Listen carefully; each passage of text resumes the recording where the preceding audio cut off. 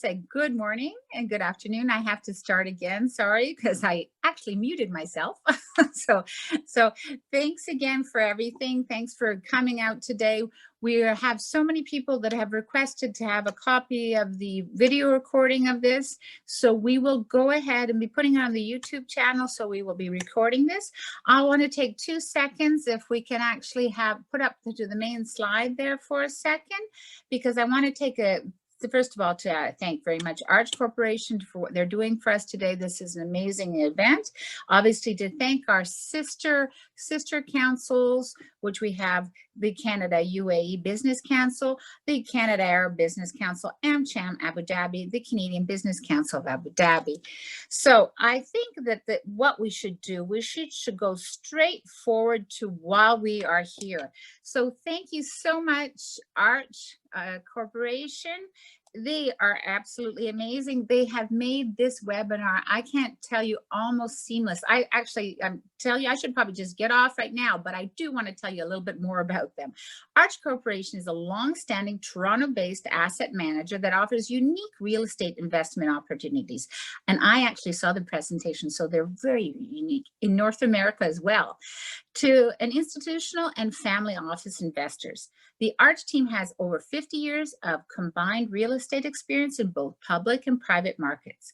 The team has managed investments across various asset classes, including multifamily residential, seniors housing, self-storage, industrial, hospitality, commercial, and renewable energy. And there's actually a couple other interesting ones that they threw in as well. Arch and the DFIC offer advisory services on wealth preservation, asset allocation, family business governance, and philanthropy. The firm is regulated under the Dubai Financial Services Authority, the DFSA. I would like now to introduce you Vinod Krishnan, who is the Managing Director of Arch DIFC. Vinod has over 2 decades of experience in managing global asset portfolios for family offices and advises them on wealth preservation. So thank you, Vinod. We also happen to have a poll going up. So if you would be so kind to answer these questions, it helps the direction of our webinar. There will also be Q&A section. So if you have some questions, go ahead and write them in. So hi there. Good afternoon, Vinod. How are you doing? Sorry, I was unmuting myself. Thank you, Diana. You're welcome. Thank you. Yeah.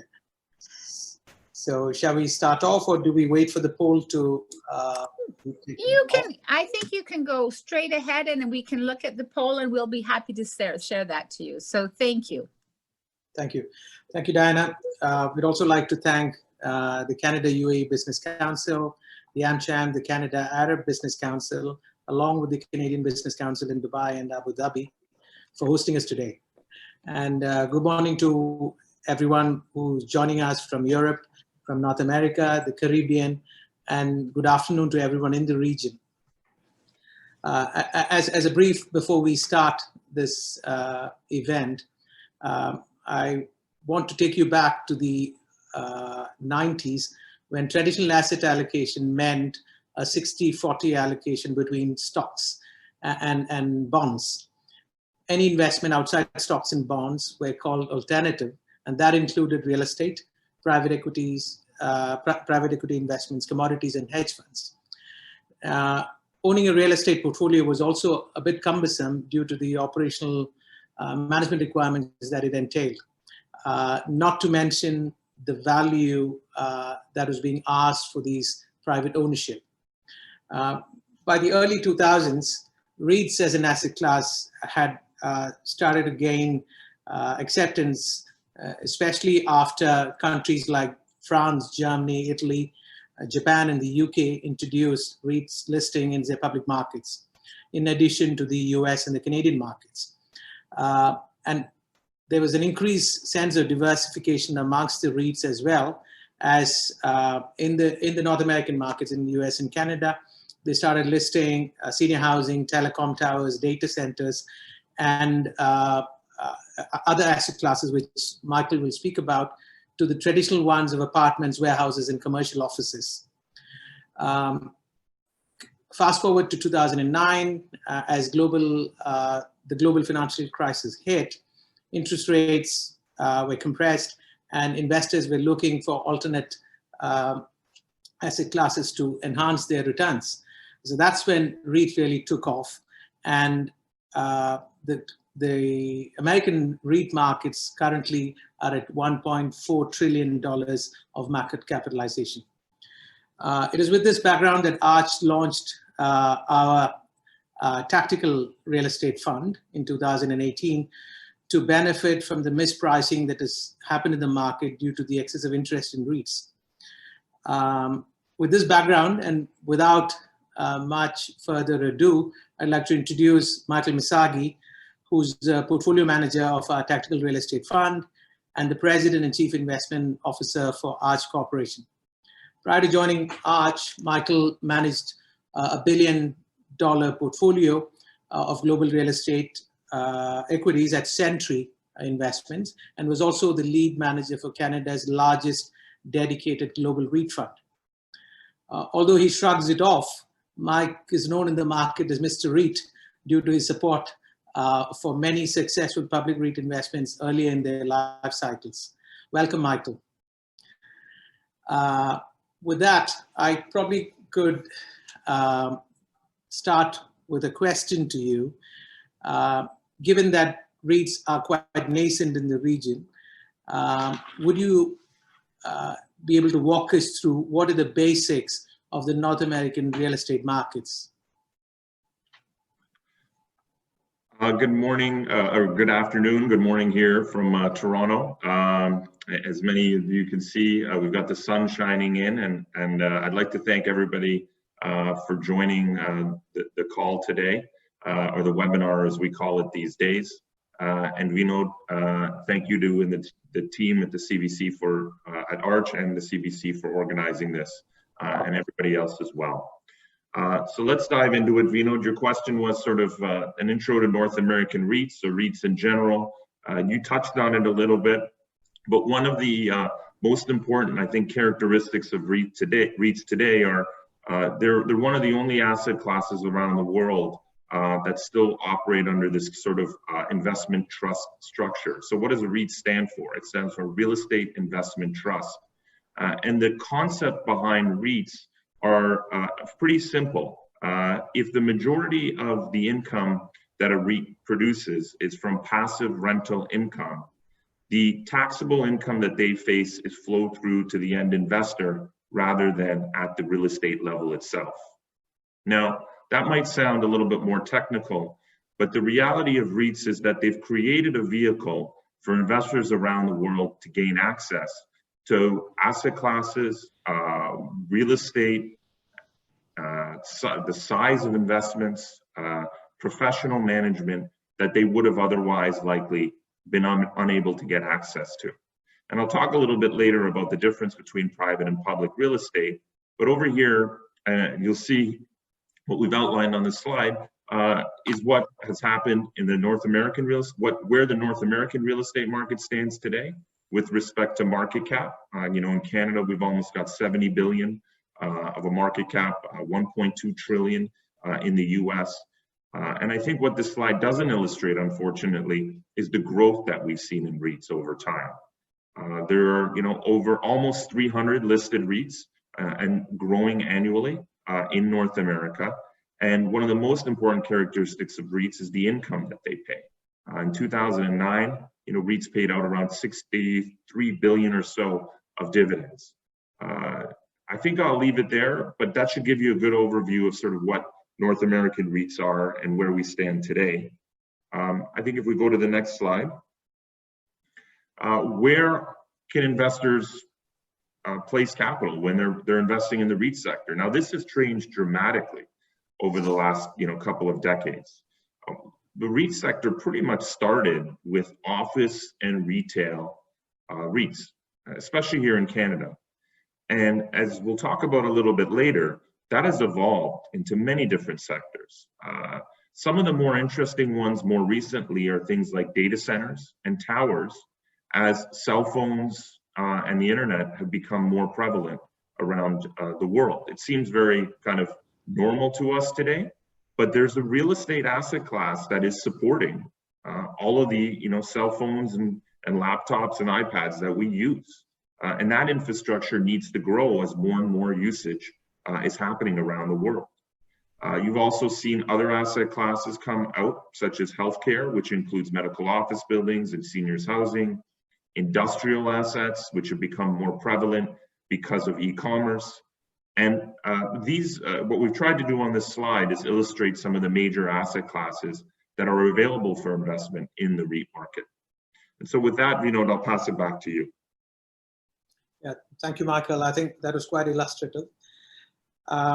Most of the investors in this part of the world are invested into private real estate. In fact, private real estate is one of their biggest asset allocation. I've been here for almost 27 years, and that's what most of the family offices and individual investors own.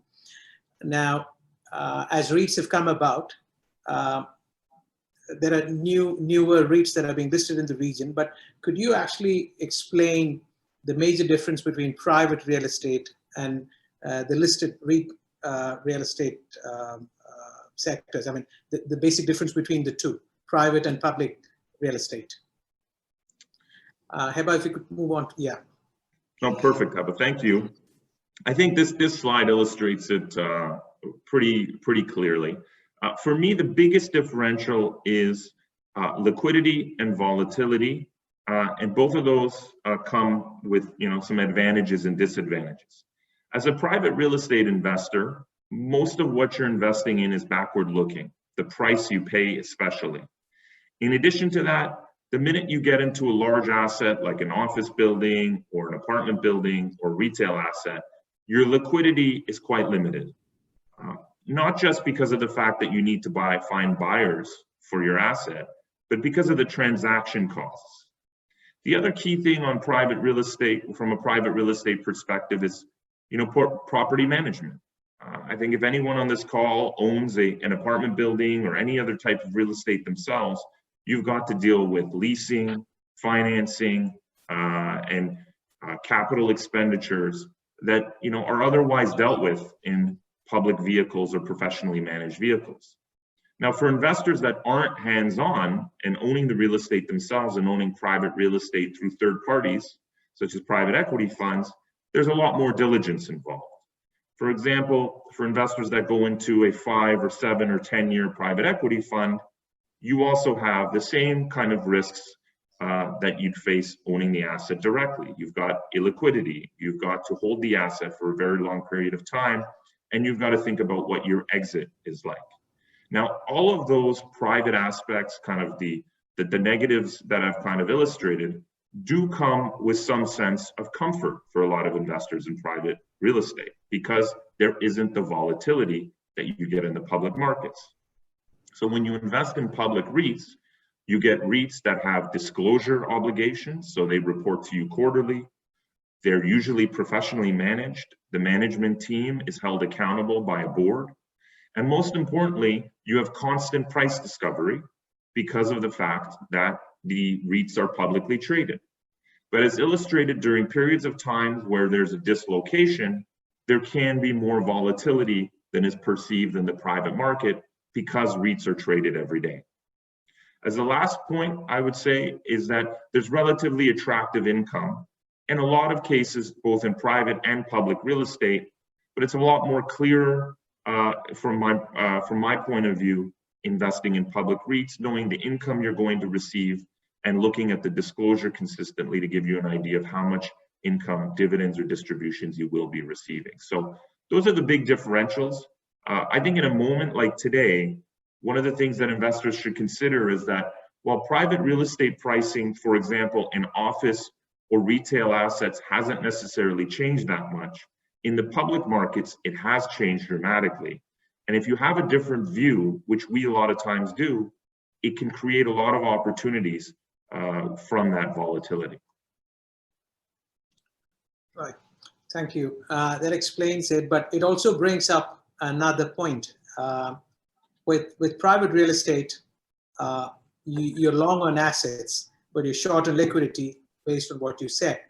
And come February and the COVID-19 COVID-19 impact hit the markets, all investors were on a roller coaster ride, right? So the markets went up, the markets came off, as you saw in the last 2 weeks. So where are we in the real estate cycle now, especially after the retail sector was badly hit, or the travel sector, hospitality sector was badly hit? So where do you think we are in the public REIT markets? Thanks, Vinod. I think that we're going to go through a few slides that are going to help illustrate where we are in the REIT market. I think there are a few considerations that investors need to pay attention to. And I think one of the first things here that we're trying to illustrate on this chart, when we're looking at a 10-year historical price chart of the Canadian and US REIT indices, you'll see that they've dropped dramatically in 2020 along with the market. But most importantly, if you look at the bottom bar chart, they have dragged, their performance has dragged and fallen behind the general markets. And the major reason for that is that investors today have flocked towards sectors and industries that they believe are going to benefit or skate through this COVID-19 sort of crisis and situation in a better way than real estate might. So historically, what you'd see is that real estate has been a really defensive asset class. When the economies when the economic conditions turn sour, people usually turn towards income producing assets like real estate. This time was different, and especially in particular asset classes. As Vinod touched on, office, retail, hospitality, REITs have been the REITs that have been hurt the most. And there have been other sectors that have actually done well and benefited, which we'll talk about a little bit later. But today, what you've seen is a big differential between what's happening in, for example, technology stocks, which are pulling up the S&P and the NASDAQ, which unfortunately we don't have on this chart, and pushing people and investors away from the perceived uncertainty that they see in real estate. We've seen this before in the 2000 tech bubble. Real estate was also shunned. This is a little bit different, obviously, because it's combined with a pandemic. But at the same time, we see a lot of opportunity, especially from a value perspective and an income perspective. And I think we're talking about that a little bit later. We can go to the next slide, Heba. And this is what I was referring to with respect to the bifurcation. Now, even in the broad market, we've got a difference between how real estate has done and how technology and other growth-related sectors have done. And then within real estate, which is what this slide illustrates, I've tried to put together what the year-to-date returns look like for both Canadian and US REITs across different subsectors.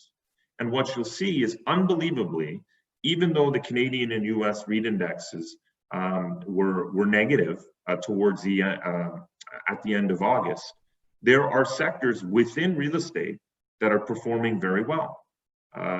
Towers, data centers, and self-storage have done very well.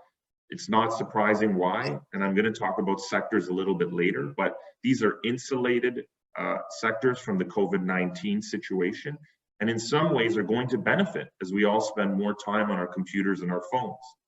And the sectors that have been hurt the most and are down almost 50–60% are things like office, retail, lodging, diversified, healthcare, which includes seniors housing. And there are opportunities within those sectors, absolutely, over the longer term as we come out of this pandemic, especially from an income and value perspective.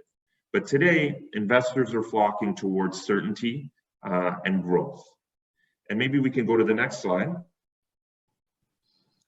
Okay. Or could we have done a small poll for the audience, Mike? So could we actually run a small poll session now before we go on to the timings for investments? Absolutely. Yeah. So we'd like to ask the audience your expectations of the interest rates from where we are today in the next 12 months, and whether do you think normalcy will return, and then everyone will be back in their offices. I know Dubai is different, but for the rest of the world, there are people who are still working from home, especially in the technology sector. And what are your thoughts on everyone working from home permanently. So if you are done with the poll, Dana and Heba, I'd like to request the poll results on the screen once you're ready. So Michael, you would see the poll results. So most of the audience do not expect a change in the interest rates, and a lot of them expect to be back at work before 2021. And if I can go through the other, so most of them do believe that there will be opportunities to work from home permanently.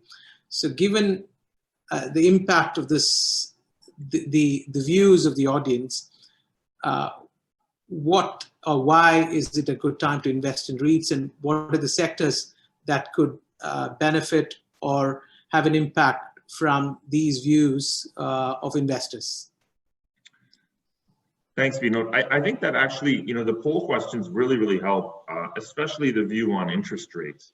Because if you see the first point that we have on the slide right here, our expectations are the same as the group, which is we don't believe interest rates are dramatically going to rise from here.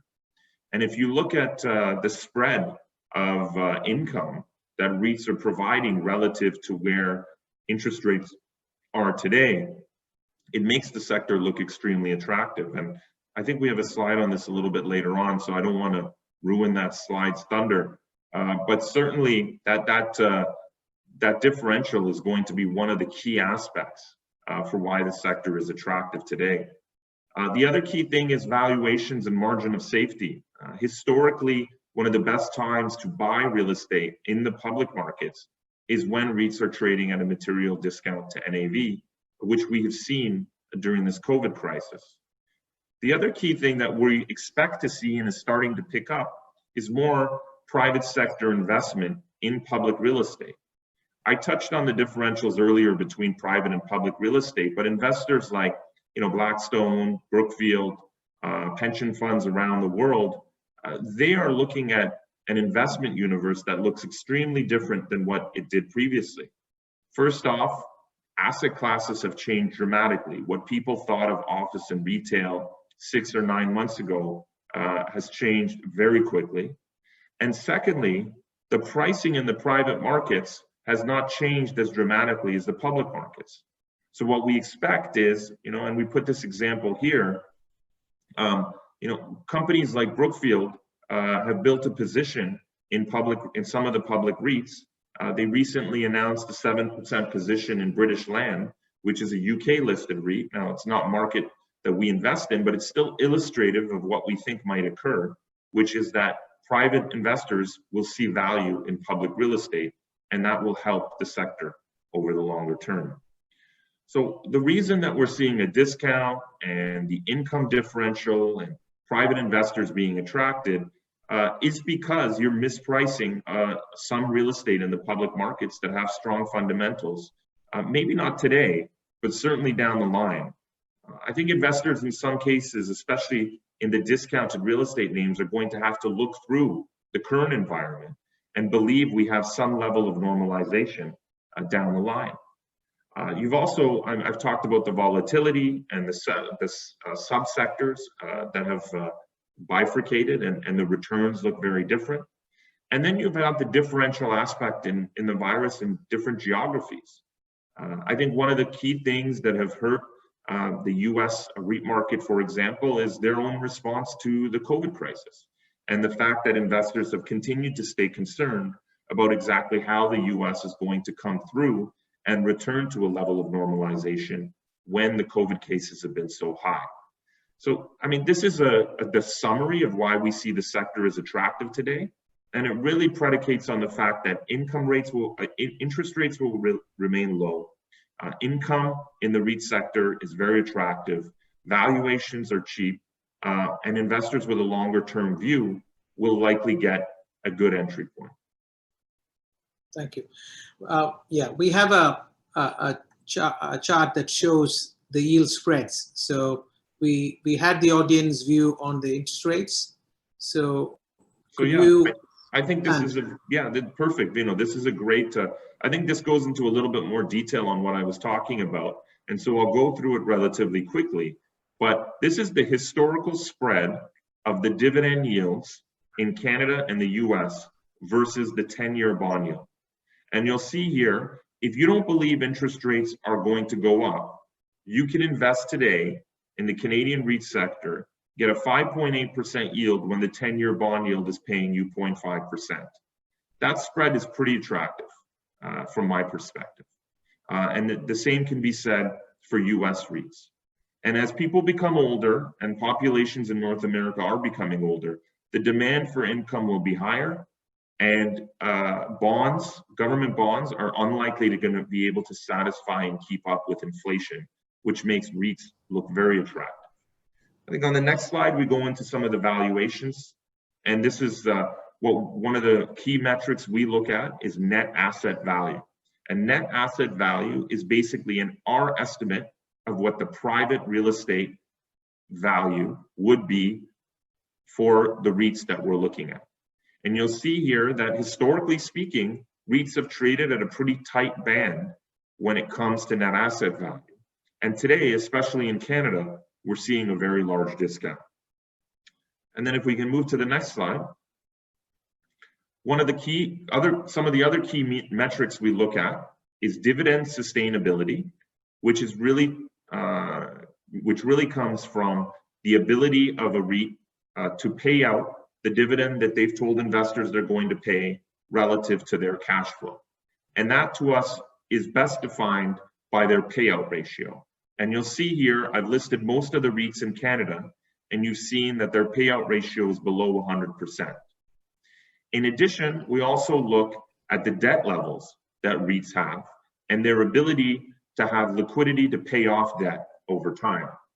And what we've illustrated on the bottom chart here is Canadian REITs have more than enough liquidity to deal with their 2020 debt maturities. So if you believe the income is stable and you believe the REITs have liquidity, the sector becomes even more attractive. And that's what we're paying a lot of attention today. I would classify one more thing before I end off on the sector, which is we're not in a position where we're calling the all clear. We do believe that there are going to be changes in the real estate landscape because of COVID-19. But the key aspect from our perspective is, are we getting return relative to our risk investing in real estate today? And we think the answer is yes, especially given that we have a better idea of how REITs are responding to COVID and what their cash flow looks like. And that has taken a few months to get sorted out. I wouldn't be as confident as I am today in March or April when the sector was still in the flux of the COVID crisis and we were not sure exactly how it was going to play out. And so with that, Vinod, I think we'll pass it back to you. Yeah, so thank you, Mike. So those were, I think, important drivers across the sector and how well you've spotted the anomalies in the NAVs. But given the stop, start, stop sort of cycles in market economies, what do you think are the key drivers for the REIT market? Thanks, Vinod. And I think we can go through on the next slide, and this will be very helpful. I talked a little bit about it earlier, but I think the themes kind of stay the same.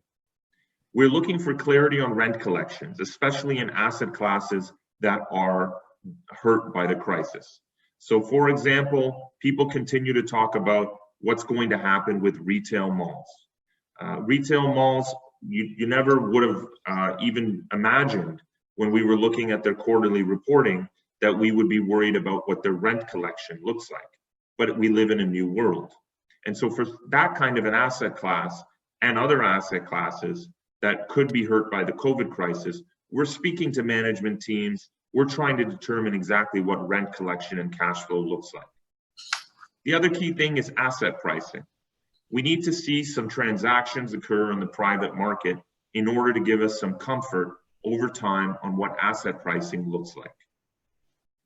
Third, foot traffic in malls, other retail assets, and office return plans are going to be really important to the sector over the longer term.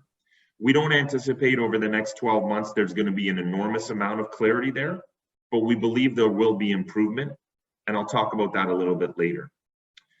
Other key things we're looking at are positive vaccine news and an ability to understand the virus a little bit better. I think more important for REITs are capital costs. We do expect rates to stay low, and one of the big differences between this drop in the REIT cycle and previous drops is REITs are still able to refinance their debt at attractive rates, in many cases in the low single digits, and they're also able to raise equity. And then finally, the other thing we're watching is economic stimulus. In Canada, it's been relatively smooth. The government has pushed through help for people that have been impacted by COVID, businesses as well as retailers, and people that are involved in sectors that are impacted by COVID-19. In the US, it has been a little bit more politically driven, and we're a little bit less uncertain. We're a little bit less certain about exactly whether those stimulus measures are going to be pushed through, especially with the election upcoming. But it's something we're monitoring. We are, our fundamental analysis of real estate hasn't changed, but in a COVID-19 world, these are some of the key things we're looking at as a real estate investor. So could you actually focus on the subsectors based on the broader drivers that you spoke about? Sure. I mean, if we go to the next slide, I think this should be helpful for any real estate investor or somebody that's looking to invest in it, that's new to the sector. This walks through some of the key themes across the different asset classes that we can invest in that I touched on earlier.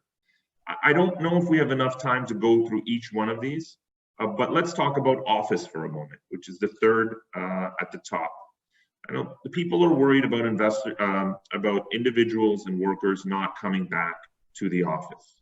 And there are some dueling forces here. The first is people are worried about their health and therefore they want to stay home. But what are the consequences of that? Well, the consequences of that are in some cases lost productivity, lost creativity, lost office camaraderie, and the inability of managers to be able to evaluate their talent. And so, while individuals are worried about their health, we don't take the position that the office is done forever. We believe that there is a place for the office and that individuals will return. And when they do return, gone will be the days where they put, especially here in North America, more and more people crammed into spaces with 50 to 100 square feet per person. Each individual is going to likely demand more space.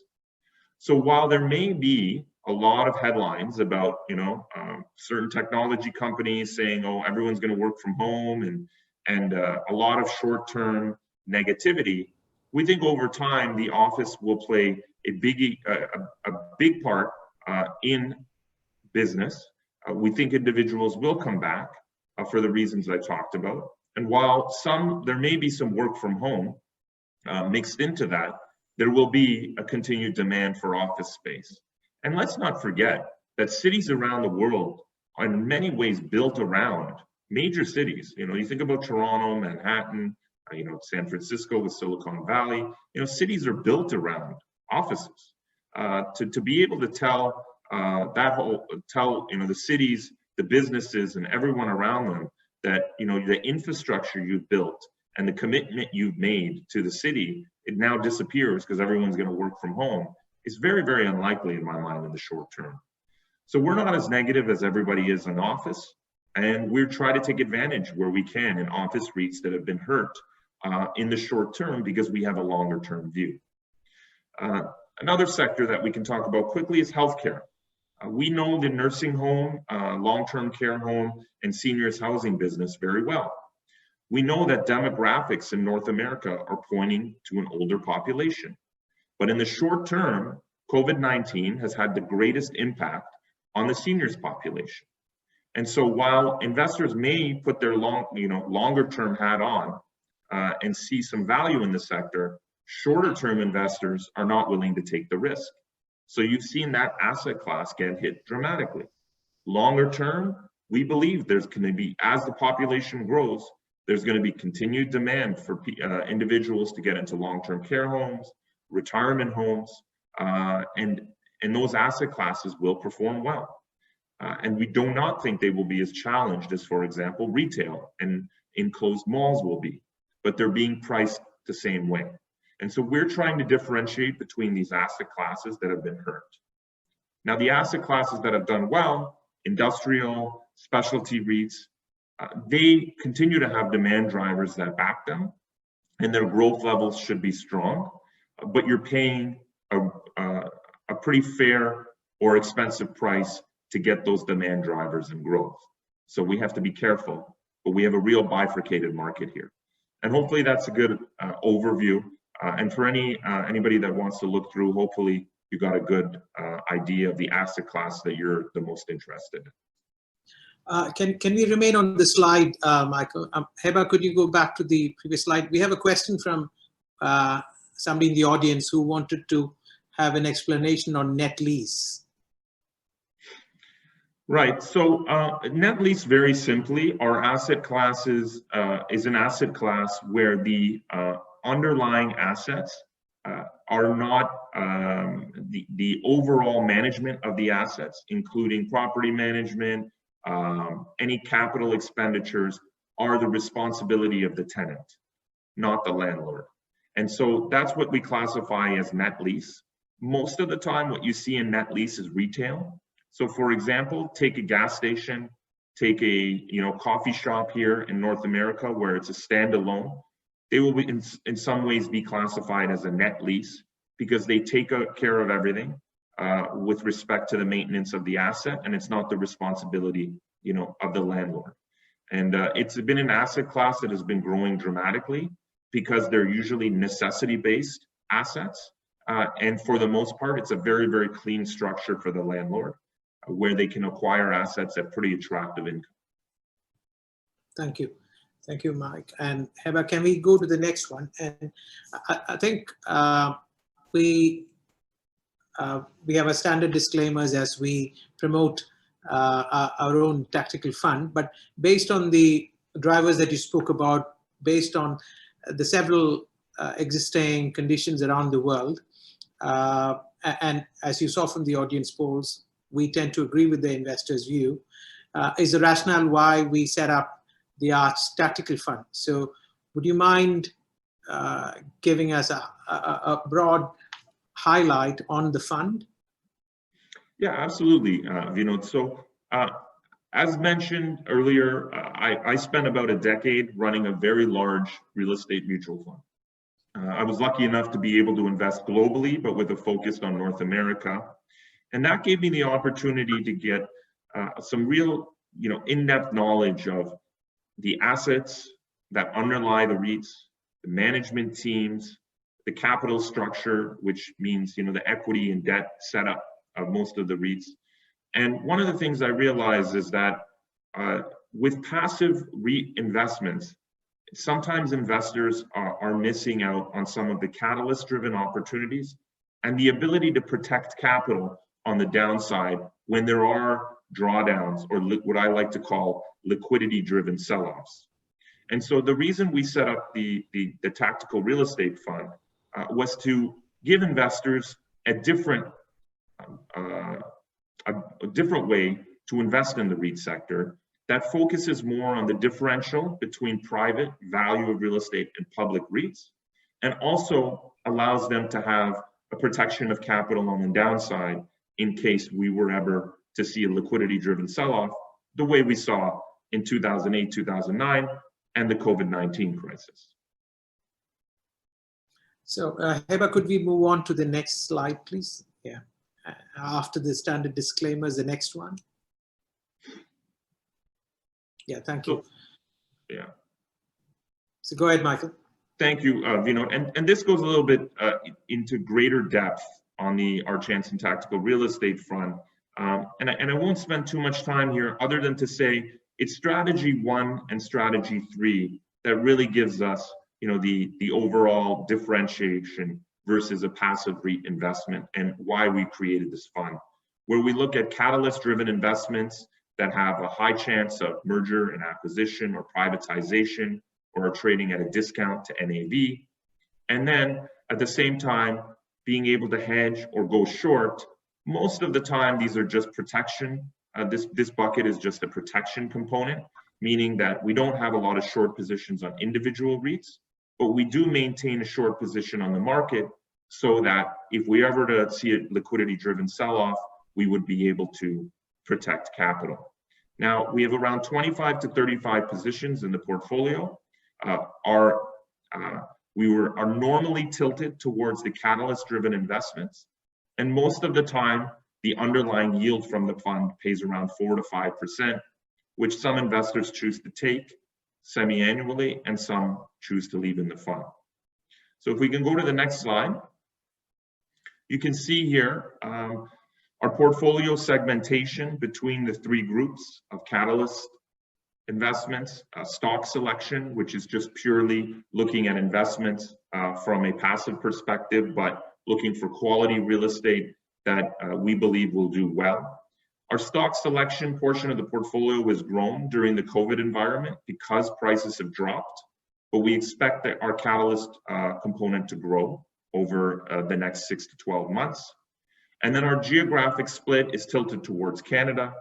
We feel more comfortable here because we're based here, but at the same time, we have strong contacts and, well, pre-COVID consistently used to travel to the US to invest there as well. And so we're pretty purely focused on North America, and this is how the portfolio is set up. And we can move to the next slide. And so let's see, just to give you an idea of how we've done, this is our returns since inception to August 31st.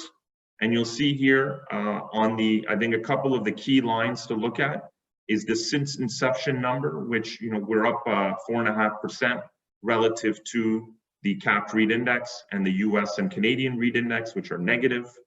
And then the other key thing is year to date and since the peak, we have protected capital dramatically. In the case of the year to date, we are down less than half of the market in a very, very difficult market. And nobody likes negative returns, of course, but at the same time, since inception, we're happy that we're positive. And at the same time, we believe that the protection of capital when markets go down put us in a really good position as the markets go up. And we've participated in less of the downside and more of the upside, which is what the fund is designed to do. And with that, I believe we move to the next slide. And it's our contact information. So I think I'm going to pass it back to you, Vinod. And thank you to everybody. I think we're going to go into some questions again. Thank you so much. Actually, I'm going to steal the mic for a second because I want to thank you both, gentlemen. You have made this very easy to understand. And so actually, we'd like to know that there are so many other options out there that we never knew there existed before. Do not worry, we'll be sending also your contact information out as we should with the video that'll be coming out. So I'd like to take this moment up to open up the Q&A if you don't mind. Would that work for you, gentlemen? Absolutely. Fantastic. Okay, well, let's start with the questions that are up here. It says, what will happen if the REIT value goes down in value and the unit holders can't get their minimum investments in the REIT? So I'll try to understand that correctly, given that we don't have an interactive thing here, it's just a question. But I think maybe the best way to answer that is to say REITs trade like any other public equity vehicle.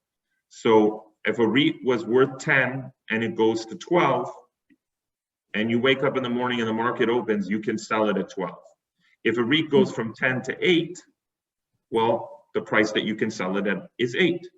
And so that is, the drivers of real estate value and the ability of management teams to make REIT unit prices go higher is what really matters over the longer term. Now, the ability to get your capital out is really just a function of the market. And as long as you're investing in REITs that are relatively large market cap and have liquidity, there should be no issue with respect to selling your shares. That's very comforting and very logical. Please go ahead if you feel like writing any other questions in the Q&A. We seem to have quite a few of them. So what we're going to do, if we can't answer them all because of the time limit we have at the moment, would you mind, gentlemen, if I have the questions sent to you and we can reach out to the people directly? So if you have a question, please be kind enough to also, if you can, put your email address so that we're not guessing who the question is or in any way. I have another question here. Is how does the current REIT market compare to the historical positioning? Yeah, I mean, that's a great question, because the biggest difference in the REIT market today, and this is a question that I'm getting asked consistently, is one, we don't have a capital crisis, we have a pandemic, which is impacting the tenants of underlying real estate, in particular asset classes. So if we look back to previous crises, let's go back to 08-09. We had a capital crisis. You know, debt and equity were difficult to find, and because REITs are capital intensive businesses, REITs were hurt, especially in the short term. But it hit all asset classes the same. Whether you were in retail, office, industrial, data centers, didn't matter. In 2020 and the COVID-19 pandemic, we don't have a capital crisis, but different asset classes are being hit differently. So you have a real large impact on office, retail, hospitality, seniors housing, and less of an impact to no impact on industrial, data centers, towers, and multi-residential. So that's the biggest difference between historical positioning. And I'm comforted by the fact that when you don't have a capital crisis, REITs and real estate, you're not worried about survival. And when you're not worried about survival, all you're worried about and hoping for is for the recovery, which, you know, it's your guess is as good as mine, whether we're looking at 6 months or 24 months or more than that. But as long as capital is available, REITs should be able to skate through it. And that's the biggest difference I see between this crisis and especially the most recent one in 08-09. Thank you, Michael. That was an excellent comparison and really well explained. Here's some other questions here. What are the key metrics in real estate we are watching on reopening of economies? Yeah, so I think we touched on it, not too much in depth in the presentation, but we went over them. But as we're reopening the economies, I think, you know, key things that we're looking at are utilization of space, especially in office and retail. For hospitality or lodging, or, you know, as we can call it, maybe hotels, you're looking at travel trends and the demand that happens from that perspective. We all know the airline industry and the hospitality industry has probably been the most impacted by the COVID pandemic. And just individual trends. I mean, you know, I'm asking the question today, and when you leave your house, where are you going? Are you going to the office? Are you going to the mall? Are you going to a restaurant? Are you taking your kids somewhere? That's going to define what the utilization and value of real estate is going forward. And if that changes, meaning that you used to go to a mall, but now you go here, and you used to go to your office, but instead now you're going to somewhere else, well, where is that somewhere else? And how, you know, from a real estate trend, will that benefit? Or are you going to go back to your office? Are you going to go back to the mall? And are those asset classes undervalued? Those are the question marks that still exist and what we'll be watching for as economies reopen. It's amazing. That is such a basic question, but it made so many answers right there. It's like, where are you going? Exactly. And why are the reasons you're going there maybe as well. Do you mind if I actually ask one more question, gentlemen? I know we're a little bit over time, but is that okay? Absolutely. Why is investing in REITs a compelling opportunity during these tough economic conditions? So why is it? Yeah, and I think that the most compelling aspect is that you're getting very attractive income relative to what you would in any other risk-free vehicle such as government bond. You're getting discounted valuations. So the REITs are trading at a discount because investors are concerned about the economy and also flocking towards more growth-oriented asset classes. And I think generally speaking, when I look at sectors that are out of favor and provide me with very attractive income, you're basically buying at a very, very attractive value and getting paid to wait. And so your choice today as an investor is difficult because you can buy value, which real estate is classified as today, and take the risk of what's happening with reopening and tough economic conditions, or you can buy growth, such as technology companies that they may not even necessarily have the revenue or profit that justify the price that you're paying. So you're taking a different type of risk, and which is this company going to grow into that revenue and profit, today, a year from now, 5 years from now? And so I tilt towards value and income, and for that reason, I find real estate attractive today relative to other asset classes, especially. Yeah, that is actually very comforting as a thought too. So I really appreciate your input and actually your personal side to that. I believe, gentlemen, we are drawing near to the closing. Maybe there is either yourself, Michael, or Vinod would like to say something before I thank everyone. Is there any other things that you might want to mention or some closing words?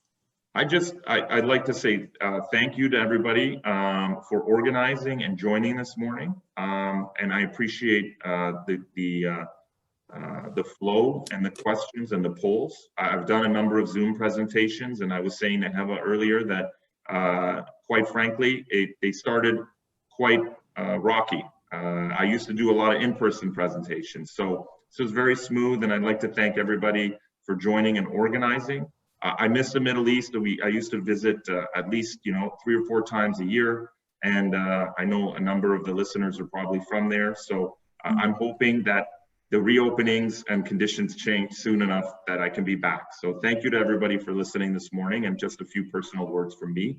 And maybe you'd want to add something as well. Yeah, thank you, Michael. I think what we have been doing in person is what we try to address en masse on the webinar. So we'd love to see everyone who attended this webinar in person whenever it's possible and when you're here next. And thank you very much, Diana and Heba, for organizing this. It was seamless, and thank you for all the associated business councils to have supported us. Thanks very much. That's it from me.